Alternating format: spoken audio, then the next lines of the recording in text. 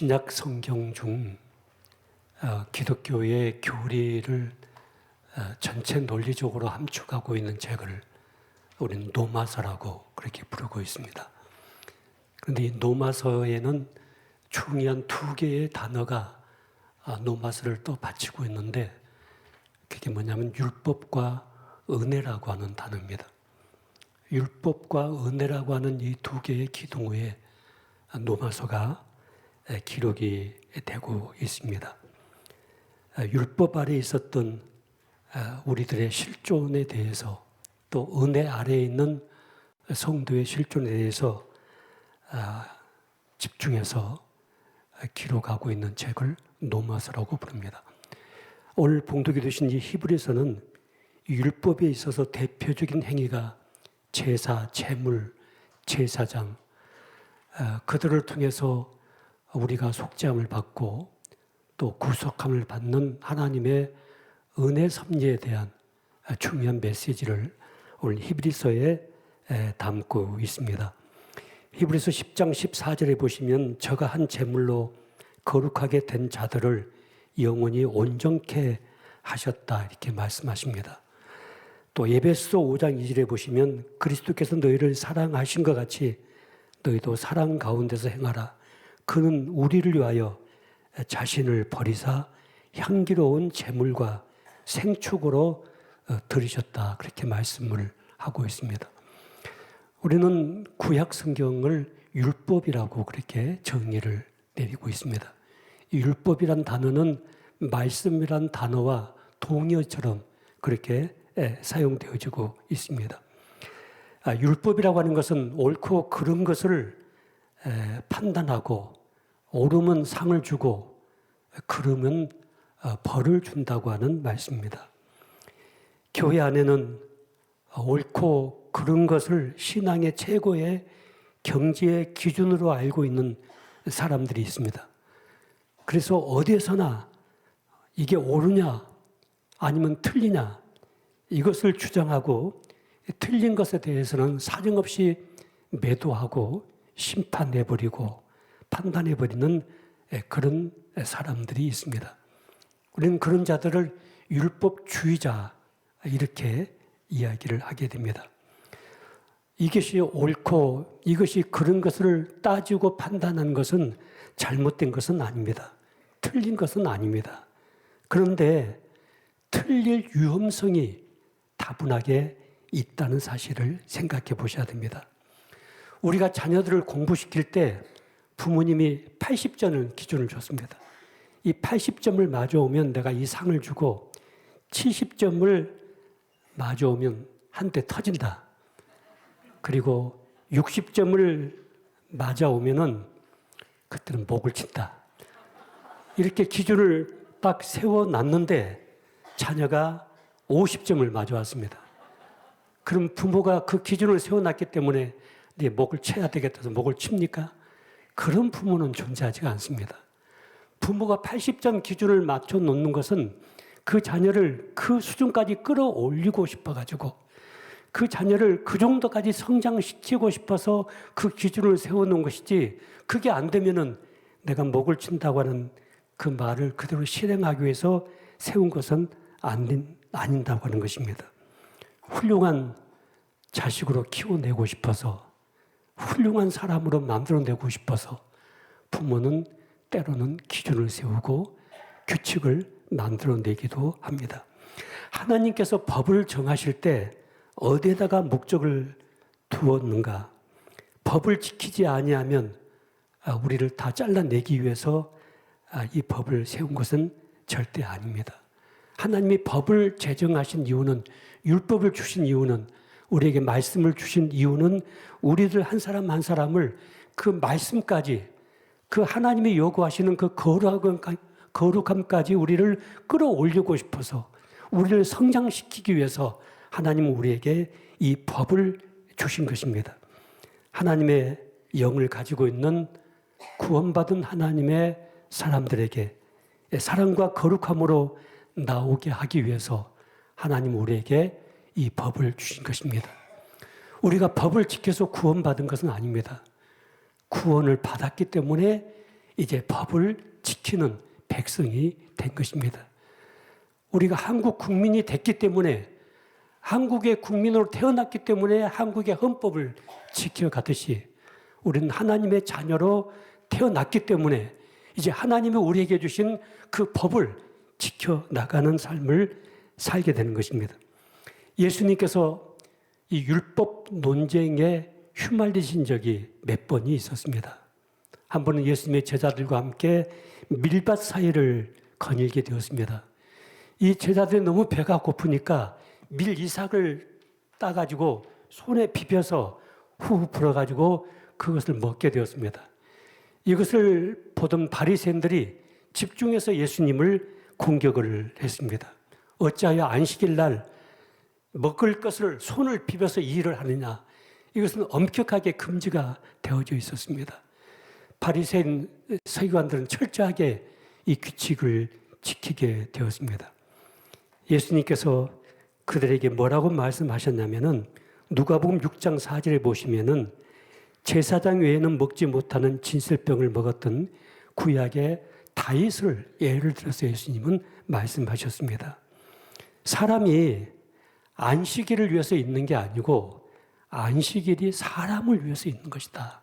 이 사실을 예수님은 직설적으로 말씀을 하셨습니다. 사람이 공부하기 위해서 존재하는 것이 아닙니다. 공부가 사람을 위해서 있는 것입니다. 사람이 돈을 벌기 위해서 존재하는 것은 아닙니다. 돈을 움켜잡기 위해서 존재하는 것은 아닙니다. 이 돈이 사람을 위해서 있는 것이지 사람이 돈을 위해서 있는 것은 절대 아니라고 하는 것입니다. 한 나라의 백성, 국민이 권력을 위해서 국민이 존재하지 않습니다. 권력은 국민을 위해서 존재하는 것입니다. 예수님께서 이 사실을 아주 구체적으로 대답하시면서 율법이 왜 우리에게 제시되어져 있는가? 그것은 우리를 거룩한 하나님의 백성으로 끌어올리기 위해서, 우리를 거룩한 하나님의 백성으로 복된 자리로 인도하기 위해서 우리에게 주어진 중요한 기준이란 사실을 거듭 예수님은 밝히셨습니다. 우리가 교회 안에 들어와서 신앙생활 하면서도 조심해야 될 것이 있습니다. 교회의 어떤 법칙과 원칙을 지키는 데에만 목을 걸면 안 된다고 하는 것입니다. 잘못하면 상처를 주고 잘못하면 사람을 죽일 수도 있습니다. 교회는 사람을 살려내는 곳입니다.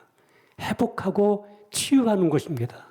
옳고 그른 것보다 더 큰 것은 이 결정이 이 사람을 살려내는 것인가, 이 사람을 회복시키는 것인가, 이 사람으로 하여금 하나님 쪽으로 더 가까이 오게 만드는 것인가를 생각을 해봐야 됩니다.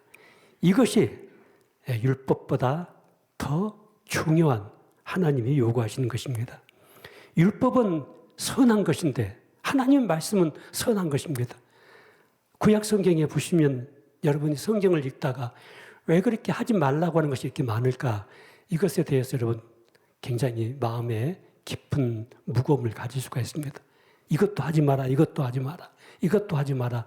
하지 마라는 말씀들이 성경 속에 너무나 꽉 차 있습니다. 그것을 하게 되면은 그것을 한 것에 대한 어둠 속에, 그 고통 속에, 아픔 속에, 절망 속에 하나님이 복된 자리로 우리를 인도하기를 원하시는데 그 복을 떠나서 거기에 머물고 있는 하나님의 자녀의 그 모습이 너무 하나님 앞에 아픔이 되고 고통이 된다는 생각을 해보셔야 됩니다. 율법은 선한 것이지만 우리가 율법주의자가 돼가지고 매사에 그 율법에서 벗어나지 못하는 것은 없는지 우리 자신들을 돌아봐야 됩니다. 요한복음 12장 47절에 보시면 예수님께서 이 땅에 오신 목적을 뭐라고 말씀하시냐면 내가 온 것은 세상을 심판하려 함이 아니요. 율법을 대고 너는 이런 죄, 이런 잘못, 이런 허물, 이런 과거가 있기 때문에 너는 안 돼 하고서 잘라내기 위해서 예수님이 이 땅에 오신 것이 아니라 내가 이 땅에 온 것은 너희를 구원하기 위해서 왔다 이렇게 말씀하십니다. 우리를 살려내고 회복시키고 죄에서 벗어나게 하시고 그 모든 정죄감에서 우리를 자유케 하기 위해서 예수님은 이 땅에 오셨다는 사실을 말씀하고 있습니다. 오늘 히브리서 예수님을 대제사장 직분으로 그렇게 표현을 하고 있습니다. 이 제물, 제사, 제사장 자체가 누군가를 위해서 존재하는 것입니다. 누군가를 살려내고 누군가를 잘되기 위해서 제물이 필요했고 제사가 필요했고 제사장이 필요했던 것입니다. 예수님이 이 땅에 오신 것은 바로 제물이 되심과 동시에 당신이 대제사장으로서의 역할을 감당하기 위해서 이 땅에 오셨다고 말씀하고 있습니다. 예수님이 우리 편을 들기 위해서 우리 쪽에서 모든 연약함을 가지고 있는 것을 친히 짊어지기 위해서 예수님은 당신이 인간이 되셨고 인간의 모든 연약함과 처참한 인간의 모습까지 예수님은 내려가셨고 마지막 그 죄값으로 십자가에 매어 달리는 데까지 예수님은 내려가셨던 것입니다. 오늘 본문 7절 말씀 보시면 아주 중요한 말씀이 있습니다. 그런 육체에 계실 때에 자기를 죽음에서 능히 구원하실 이에게 심한 통곡과 눈물로 간구와 소원을 올렸다 이렇게 말씀합니다. 여러분 율법에는 눈물이 없습니다. 율법에는 통곡이 없습니다. 옳은 것과 틀린 것만 있습니다. 합격, 불합격, 냉정한 기준만 있을 뿐입니다. 그런데 예수님께서 우리를 대하실 때 그리고 우리의 중보자가 되었을 때 무엇으로 우리를 대하셨냐면 율법으로 대하신 것이 아니고 눈물과 통곡으로 대하셨다 이렇게 말씀하고 있습니다. 어떤 일정한 자격과 기준으로 이루어질 수 없을 때 눈물과 통곡이 동원되는 것입니다. 80점을 맞아야 되는데 10점밖에 받지 못했습니다. 이 10점밖에 받지 못한 사람이 살아남기 위한 유일한 길이 무엇입니까? 눈물과 통곡입니다. 한 번만 봐주세요. 다시 한 번 기회를 주세요. 내가 좀 농땡이를 쳐가지고 10점밖에 못 받았지만은 다음 한 번 더 기회를 주시면 내가 기어이 그 점수를 내가 따겠습니다. 이 눈물과 통곡만이 10점을 받은 인생이 80점의 기준을 정한 거기에 다가갈 수 있는 유일한 방법이 될 수밖에 없기 때문입니다. 로마서 3장 23절에 보시면 모든 사람이 죄를 범하였음에 하나님의 영광이 되지 못한다. 또 로마서 3장 10절에 보시면 의인은 없나니 하나도 없다고 성경은 선언하고 있습니다. 이 말은 율법의 요구를 충족시키고 하나님께서 우리에게 요구하시는 모든 기준을 충족시키고 구원받을 사람이 인류 역사 속에 한 사람도 존재하지 않는다는 사실을 말하고 있습니다. 우리 모두는 자격이 없었고 그런 구원받을 조건을 가지고 있지 못했습니다. 내 의로움을 가지고 내 점수를 가지고 하나님 앞에 구원받을 자가 아무도 없었습니다. 우리가 구원받은 것은 전적으로 하나님께서 우리를 불쌍히 여기사 율법이 아닌 조건을 제시하셔서 우리를 불러내시는 방법을 선택하셨는데 그것이 바로 예수 그리스도의 십자가의 방법이었습니다. 나의 죄를, 나의 허물을, 나의 과거의 모든 실수를, 나의 모든 어두운 흔적들을 다 예수님이 대신 짊어지시고 죄의 삭은 사망이다 보니까 그게 율법이었습니다. 반드시 그 죄값을 죽음으로 치러내는 그 일을 예수님께서 우리를 대속하셨다. 나를 대신해서 예수님이 십자가에 죽으셨다고 하는 이 방법으로 하나님은 우리를 대하셨던 것입니다. 하나님은 우리에게 시험을 치는 시험관으로 계시지 않습니다. 하나님은 우리 앞에 법을 제시하되 그 법으로 우리를 심판하시거나 그 법으로 우리를 판별하려는 것이 아닙니다. 합격, 불합격 도장을 찍기 위해서 하나님 우리를 부르신 것은 아닙니다.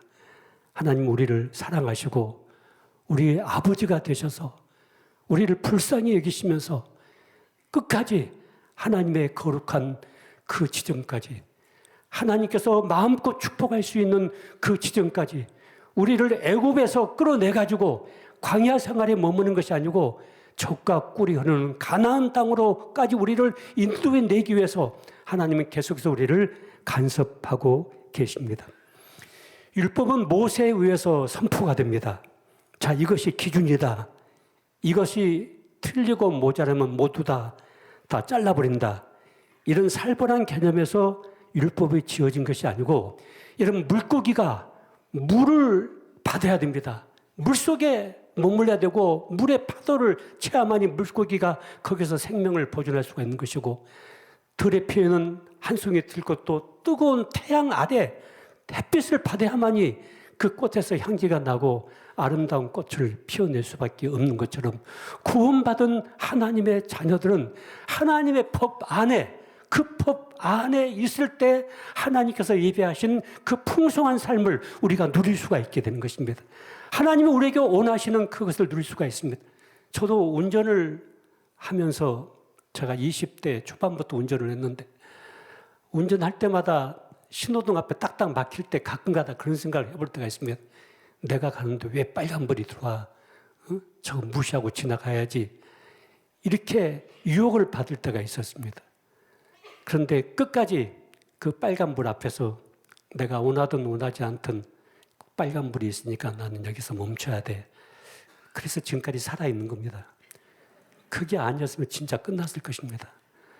여러분, 하나님이 우리에게 주신 법은 우리를 살리기 위한 것입니다. 우리를 보호하기 위한 것입니다. 우리를 하나님 품에 안기 위해서 우리에게 법을 주신 것입니다.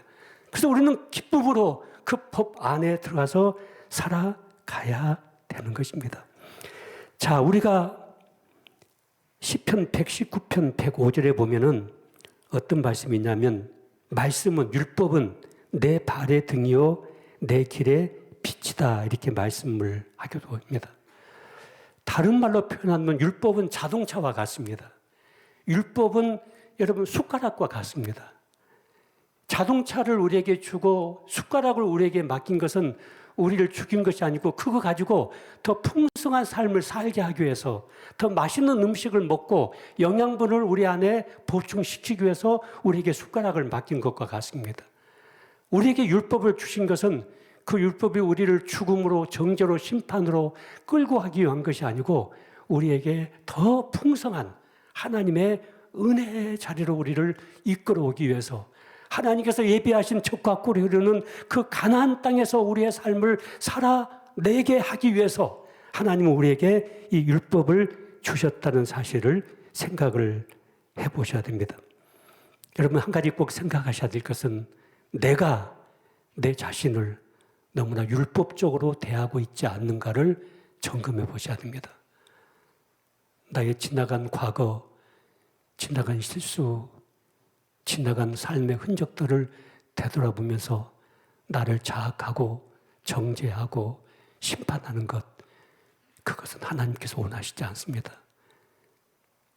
우리가 율법주의자가 돼서는 안 됩니다. 하나님께서 나를 용서하시고 나를 대속하시고 나를 위해서 십자가에 매어 달리시고 나의 지나간 모든 허물과 죄를 흰 눈처럼 흰 양털처럼 이렇게 깨끗하게 씻어주셨다고 한다면 이제 나도 나를 풀어줘야 됩니다. 나도 나를 용서해주고 나도 나를 용납해주고 나도 나를 긍휼한 마음으로 대하는 이 자세가 우리에게 반드시 필요한 것입니다. 일본이 가지고 있는 정신 중에 사무라이 정신이라는 것이 있습니다. 아주 무서운 정신입니다. 근데 한 사무라이 아들이 남의 빵집에서 빵 한 개를 훔쳐 먹었다는 이야기를 듣게 되었습니다. 그래서 너무나 화가 나가지고 그 아들을 붙잡아 놓고 앉아서 너 정말 그 빵 하나 그 집에서 훔쳐 먹었니? 했더니 이 아들이 아빠 나 절대 빵 훔쳐 먹지 않았다고 그랬습니다. 근데 그 아들의 그 고백이 진정성이 있었습니다. 정말 내 아들은 빵 도둑질한 아이가 아니었습니다. 그래서 이 사무라이가 그 빵집 앞에 가가지고 사람들이 모인 곳에 가가지고 우리 아들이 절대 이 집에서 빵 훔쳐 먹지 않았다. 내가 그 증거를 보이겠다. 하고서 칼을 들고 아들의 배를 잘라서 위를 끄집어내가지고 봐라. 빵 없지 않느냐. 이게 사무라이 정신입니다. 여러분 사무라이들은 그 명분을 가지고 사람을 죽입니다. 그것이 일본이 과거에 무서운 일제 36년의 시간들 그리고 전 세계를 참혹하게 전쟁의 소용돌이로 몰아갔던 그 정신이 일본 사람들에게 있었습니다. 여러분 이것이 맞느냐 틀리냐 이것이 중요한 것이 아니라 사람을 살리는 것이 더 중요하지 않습니까? 여기에다가 초점을 맞춰야 되는데 계속해서 율법주의로 흐르면은 계속해서 내가 옳은 것을 드러내기 위해서 내 옆에 있는 사람들 상처를 주고 내 옆에 있는 사람들 죽어가는 것에 관여하지 않는 그런 삶은 우리가 신앙 안에서 배제해야 될 무지한 삶이라는 사실들을 생각해 봐야 됩니다. 우리가 이 율법 아래 있지 아니하고 성경은 은혜 아래 있는 자들이라고 우리에게 말씀을 하고 있습니다. 자, 은혜로 내가 구원을 받았고 은혜로 하나님의 자녀가 되었고 은혜로 오늘 또 이 자리에 앉아서 하나님께 예배를 드리고 있습니다. 그런데 이 은혜를 받고 은혜 아래 있는 자들이 가질 수 있는 위험한 생각이 하나가 있습니다. 내가 은혜로 구원을 받았다. 이것이 우리들이 감당해야 될 어떤 성실한 책임을 면제받는 것은 절대 아닌 것입니다. 노력해 보지도 아니하고 애써 보지도 아니하고 땀 흘려 보지도 아니하고 그냥 하나님의 은혜로 이루어졌다. 아, 나는 이 은혜 안에 거한다. 이렇게만 앉아 있으면 이것은 믿음이 아니고 이것은 망상에 불과한 것입니다. 여러분, 옛날에는 저희 시대만 해도 형제들이 참 많았습니다. 저희 집도 형제가 7남매입니다. 그런데 부모님들이 농사를 지어가지고 이 7남매를 다 키워낼 수가 없습니다. 7남매만 있는 집이 있나요? 8남매, 9남매, 10남매만 또 12명의 형제들이 있는 집안도 있잖아요. 그런데 부모들 힘으로 그 자녀들을 키워내고 공부시킬 수가 없다 보니까 어떻게 했냐면은 위에는 형, 누나, 오빠는 학교를 가지를 못했습니다. 그리고 그들이 돈을 벌어가지고 동생들을 학교를 보냈습니다. 학교를 보내서 공부를 시켜서 성공을 시켰습니다. 그러면 나는 형의 이 은혜로 형이 내 등록금 다 줘가지고 나를 공부시켜서 내가 이렇게 잘 됐기 때문에 나는 형만 바라보고 있으면 내 인생은 다 끝나겠다. 나는 언제든지 형만 바라보고 있으면 문제가 해결되겠다. 나는 형만 바라보고 있으면 만사가 형통해지겠다. 이것은 형에게 받은 은혜를 욕되게 하는 것입니다. 그것은 은혜 아래에 있는 자의 진짜 모습은 아니다고 하는 것입니다. 여러분, 하나님께서 우리를 사망과 죄의 권세에서 끄집어내서 하나님의 자녀가 되게 하셨는데 이 자녀가 된 이 모든 것을 하나님은 은혜로 됐다. 그래서 우리를 은혜 아래에 있는 자라 이렇게 말씀하고 있는데 그런 은혜를 여러분이 입었다고 한다면 우리가 은혜 입은 자의 삶을 어떻게 살아야 되겠습니까? 은혜 입은 자답게 살아가야 됩니다. 구원받은 자답게 살아가야 됩니다. 성경은 그래서 너희는 세상의 소금이 되고 빛이 되고 이 말씀에서 떠나지 마라. 이 말씀이 너의 인생의 등이 되고 길의 빛이 되어야 된다. 이렇게 거듭거듭 우리에게 말씀을 하고 있습니다. 어떤 분은 예수님 초상화 집안에 하나 걸어놓고 그것을 늘 바라보고 있으면 예수님께서 내 인생의 모든 문제를 다 해결해 주겠지. 팔자를 구자로 펴주겠지. 형통케 해주겠지. 이렇게 생각하는 사람인데 이것은 신앙이 아니고 무지입니다. 무지. 제가 그동안 일기를 못 썼어요. 일기 쓰기가 참 어렵더라고요. 근데 내가 지금 딱 1월 달도 내가 금년 들어와가지고 일기를 써야 되겠는데 1월 달도 못 썼어요. 그러면 내가 이제 포기를 할 것인가? 아니야. 2월 1일부터 썼어요. 이제 2월 1일부터 다시 쓰기 시작했어요. 그래서 어제까지 일기 썼거든요. 오늘 또 가면 또 일기 쓸 거예요. 그래서 더 일기를 쓰면서 나를 더 추스려보고 또 지나간 시간들 다시 되돌아보고 또 일기의 마지막 또 내가 남길 수 있는 글들도 좀 써보고 하루의 삶을 좀 정리도 더 해보고 우리가 넘어지면 또 일어나서 또 걸어가고 넘어지면 또 일어나서 또 걸어가고 그런데 그 걸어가는 방향이 어둠이 아니고 빛 가운데로 걸어가야 될 줄 믿습니다. 여러분 한 분 한 분이 그 삶을 살아보십시다. 금년에 그렇게 살아보십시다. 하나님께서 여러분의 생애를 젖과 꿀이 흐르는 가나안 땅으로 우리를 풍성하게 인도해 내실 것을 믿습니다.